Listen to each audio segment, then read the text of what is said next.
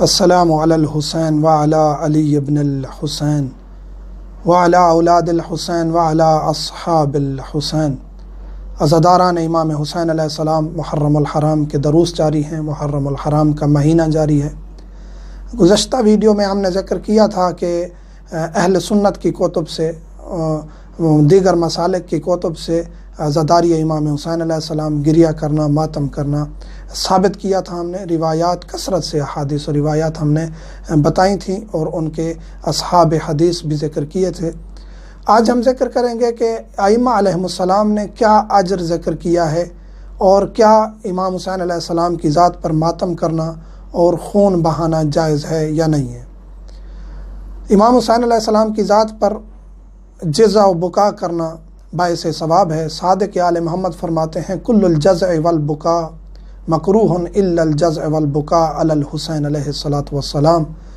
ہر جزع و بکا، جو شدت کے ساتھ اپنے آپ کو مارنا پیٹنا، یہ مکروہ ہے سوائے امام حسین علیہ السلام کی ذات پر۔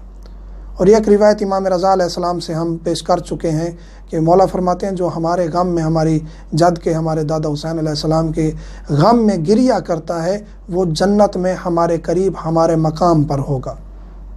تو یہ خوش قسمتی کی بات ہے کہ وہ انسان جو ساری زندگی گناہ بھی کرتا ہے لیکن معافی مانگ کے ذکر حسین علیہ السلام میں شامل ہوتا ہے، واجبات ادا کرنے کی کوشش کرتا رہتا ہے، وہ جنت میں قرب اہل بیت میں ہو، جوار اہل بیت میں ہو، ائمہ علیہم السلام کا ہمسایہ ہو، تو یہ اس سے بڑی کیا بات ہو سکتی ہے۔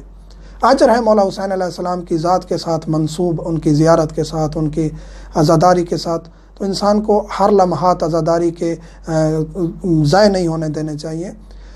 اسی طرح مولا فرماتے ہیں کہ ہر جزع و بکا، جزع کا مراد یہ ہے کہ اپنے آپ کو مارنا پیٹنا، اپنے آپ کو تکلیف دینا، اپنا خون تک نکالنا، یہ جائز ہے۔ یہ مولا کی حدیث ہے، وسائل الشیعہ میں موجود ہے۔ اسی طرح کامل الزیارات میں روایت ہے کہ جناب زینب سلام اللہ علیہ امام سجاد علیہ السلام کے پاس تشریف لاتی ہیں اور کہتی ہیں بیٹا میں سن رہی ہوں کہ آپ اپنے آپ کو غم میں حسین علیہ السلام میں بہت زیادہ تکلیف دیتے ہو۔ تو مولا سجاد علیہ السلام کا جملہ دردناک ہے، کہتے ہیں پھوپھی جان میرے بس میں نہیں ہے کہ میں اس سے زیادہ کچھ کر سکوں۔ یعنی کہ یہاں مولا فرما رہے ہیں کہ اگر انسان اپنے آپ کو مار سکتا، بالکل ختم کر سکتا تو وہ بھی میں کر لیتا، لیکن شریعت میں یہ جائز نہیں ہے۔ وقت کے امام بہتر جانتے ہیں کہ یہ جائز نہیں ہے۔ اسی طرح جو زنجیر زنی کرتے ہیں، جو کما زنی کرتے ہیں، ایک چیز خیال میں رکھیں، ذہن میں رکھیں کہ خودکشی حرام ہے۔ اگر آپ کو پتہ چلتا ہے زنجیر اور کما کے درمیان کہ میری حالت خراب ہو رہی ہے، تو اس وقت آپ کو آگے زنجیر چلانا یا کما چلانا جائز نہیں ہوتا، کیونکہ ممکن ہے آپ کی جان چلی جائے تو پھر آپ کا وہ قدم درست نہیں ہوگا۔ تو مولا کہتے ہیں کہ پھوپھی میرے بس میں نہیں ہے میں اس سے زیادہ کچھ کر سکوں۔ جناب زینب کہتی ہیں کہ اتنا زیادہ گریہ و ماتم و بکا اور خون بہانا، اپنے آنسو۔ اسی طرح امام زمان علیہ السلام، آخری وقت کے ہمارے امام جو ہیں، وہ زیارت ناہیہ کے جملے ہیں کہ مولا حسین علیہ السلام پر خون روتے ہیں۔ تو اس کا مطلب ہے خون نکالنا امام حسین علیہ السلام کے لیے جائز ہے، باعث ثواب ہے۔ اتنا دردناک مرحلہ تھا کربلا کا کہ جس کے گواہ ہیں اہل بیت علیہم السلام، اور انہی کی سیرت یہ ہے کہ انہوں نے اپنے آپ کو چوٹ بھی پہنچائی ہے، اپنا خون بھی نکالا ہے، اپنے آپ پر اتنا ماتم برپا کیا ہے کہ دیکھنے والے کہتے کہ اے فرزند رسول اتنا بکا، اتنا گریہ۔ تو یہ روایات موجود ہیں تواتر کے ساتھ کہ جزع و بکا اور شدت کے ساتھ جزع و بکا جو ہے وہ اہل بیت علیہم السلام پر، مولا حسین علیہ السلام کی ذات پر جائز ہے، باعث ثواب ہے، اس میں کوئی حرج نہیں ہے۔ گزشتہ ویڈیو میں بھی ہم ذکر کر چکے ہیں کہ ایک صحابی ہیں احد کے مقام پر، جناب رسول کریم کے جب دندان مبارک شہید ہو گئے تو انہوں نے اپنے تمام دانت اپنے ہاتھوں سے توڑ دیے۔ بہت تکلیف دہ مرحلہ ہوتا ہے اپنے دانتوں کو توڑنا۔ دانت توڑے، خون نکلا، رسول نے ان کو دعا دی۔ تو ایسی کافی روایات ہیں جو ثابت کرتی ہیں کہ مولا حسین علیہ السلام پر گریہ کرنا، ماتم کرنا جائز ہے، حتیٰ کہ اپنا خون بہانا بھی جائز ہے۔ اب آتے ہیں کہ کچھ ہمارے مومنین اعتراض کرتے ہیں کہ یہ زنجیر چلانا، کما زنی کرنا یہ اسلام کے منافی ہے اور لوگ اسلام سے ہٹ رہے ہیں۔ ایسی بات نہیں ہے، عزاداری تحفظ کرتی ہے شیعت کا، اور اکثر لوگ اسی عزاداری کی وجہ سے شیعہ ہوتے ہیں، اور ان کو پتہ ہوتا ہے یہ زنجیر کیوں چلا رہے ہیں، یہ کما زنی کیوں کر رہے ہیں۔ اپنے آپ کو کون مارتا ہے؟ حتیٰ کہ اپنا کوئی قریبی بھی چلا جائے تو انسان تلوار اٹھا کے اور زنجیر اٹھا کے اپنے آپ کو نہیں مارتا۔ یہ تو عشق حسین ہے، یہ مودت اہل بیت ہے، جس میں ہم نکلتے ہیں اپنے آپ کو، ہم کاٹتے ہیں، اپنا خون بہاتے ہیں۔ یہ مودت ہے، یہ عشق ہے، یہ جائز ہے، باعث ثواب ہے۔ تو ان کو میں مومنین کو درخواست کروں گا کہ روایات اہل بیت علیہ السلام کے بعد ان کا نتیجہ نکال کے دینے والے ہیں نائب امام، مراجع عظام، مجتہدین۔ اب ہم آتے ہیں کہ ان کی جن کی ہم تقلید کرتے ہیں ان کے فتوے پر عمل کریں۔ اکثر مراجع عظام، اکثر و بیشتر مراجع عظام جائز قرار دیتے ہیں اپنا خون بہانا، زنجیر چلانا، کما زنی کرنا، اکثر مراجع عظام۔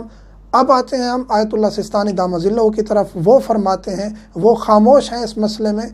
ایک مصلحت کے تحت مرجع جب خاموش ہو جاتا ہے، حتیٰ کہ ائمہ علیہ السلام مختلف ادوار میں خاموش رہے ہیں بعض مقامات پر، اور مومنین کو کہہ دیا ہے کہ آپ جس طرح بھی، حتیٰ کہ دوسرے مسالک کے مطابق بھی اعمال انجام دیتے ہیں تو آپ کے لیے مجزی ہے، ٹھیک ہے، ہم اس کے ضامن ہیں۔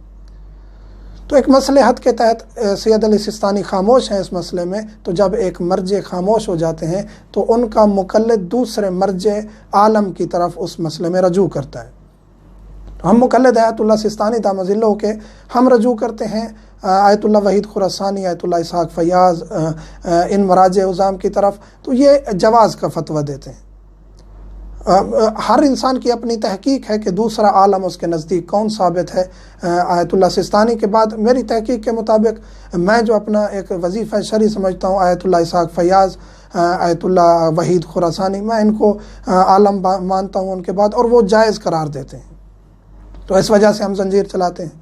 اب آتے ہیں آغا رہبر سید علی خامنائی دامت ظلہ کی طرف، تو وہ فرماتے ہیں کہ میں وظیفہ شرعی کو سمجھتے ہوئے، حکم ثانوی کو سمجھتے ہوئے جائز قرار نہیں دیتا، کیونکہ مصلحت یہی ہے اس وقت کی کہ مومنین ایران میں ہوں یا خارج ایران وہ زنجیر نہ چلائیں، تاکہ اتحاد بین المسلمین قائم رہے۔ اب یہاں کچھ نوجوان جو ہوتے ہیں وہ کہتے ہیں کہ یہ ولی فقیہ کا فتویٰ ہے، اس لیے سب مومنین پر ماننا اور عمل کرنا ضروری ہے۔ ایسا نہیں ہے میرے عزیز مومنین جوانان، یہ فتویٰ ان کے مقلدین تک خاص ہے۔ آیت اللہ خامنائی ولی فقیہ ہیں تو آیت اللہ سستانی بھی ولی فقیہ ہیں۔ ہر مرجع تقلید ولی فقیہ ہوتا ہے، یہ نہیں ہوتا کہ ایک ولی فقیہ دوسرے ولی فقیہ کے تحت آ جائے، یا ایک مرجع کسی ولی فقیہ کے تحت آ جائے۔ اگر ایسا ہوتا تو پھر ان کی تقلید ہی ختم ہو جاتی۔ اگر آیت اللہ سستانی، آغا وحید یا اس طرح مراجع عظام کسی ولی فقیہ کے تحت آ جاتے تو پھر ان کی مرجعیت پر اشکال ہے، ان کی تقلید کرنا بھی جائز نہیں۔ تو ہمارے ولی فقیہ سید علی سستانی دامت ظلہ ہیں، جو مقلد ہیں آغا رہبر دامت ظلہ کے، وہ ان کے فتویٰ پر عمل کریں۔ اور جو مومنین جذبات میں آ کے گالیاں دیتے ہیں اور نعوذ باللہ من ذالک توہین کر جاتے ہیں علماء کی، مراجع عظام کی، ان سے درخواست کروں گا، یہ ایک مصلحت ہے، ایک وقت کی مصلحت ہے۔ اگر کوئی مرجع اس وقت کے مطابق فتویٰ دیتا ہے، اگر آپ ان کے مقلد نہیں ہیں، حتماً جب آپ اعتراض کر رہے ہیں تو آپ ان کے مقلد نہیں ہیں، تو پھر آپ ان پر اعتراض نہ کریں، ان کو ان کے مقلدین تک چھوڑ دیں۔ ان کی شخصیت ایک با روح، با برکت، با علم، با عمل شخصیت ہے۔ تو ہر عالم دین، ہر مرجع کی اپنی شخصیت ہے، ان کو ان کے مقلدین تک چھوڑ دینا چاہیے۔ اپنے آپ کو گناہ میں مرتکب نہیں کرنا چاہیے۔ ایک عالم کی، ایک سید کی توہین کرنا جائز نہیں ہے۔ مراجع عظام ہیں جو اس وقت کفر کی آنکھوں میں آنکھیں ڈال کے، ان کے گریبان میں ہاتھ ڈال کے ٹھہرے ہوئے ہیں۔ آج ایران کی، عراق کی زیارات اور شیعت کا تحفظ ہے۔ آج لبنان میں شیعہ محفوظ ہیں، ایران میں شیعہ محفوظ ہیں، عراق میں شیعہ محفوظ ہیں، شام میں بی بی کا روضہ محفوظ ہے۔ تو ان مراجع عظام کی طرف سے تھوڑا سا اپنے ذہن میں اور دل میں وسعت پیدا کر کے سوچیں کہ یہ کس کی وجہ سے ہو رہا ہے۔ امام علیہ السلام کا سایہ رہے ان مراجع عظام پر۔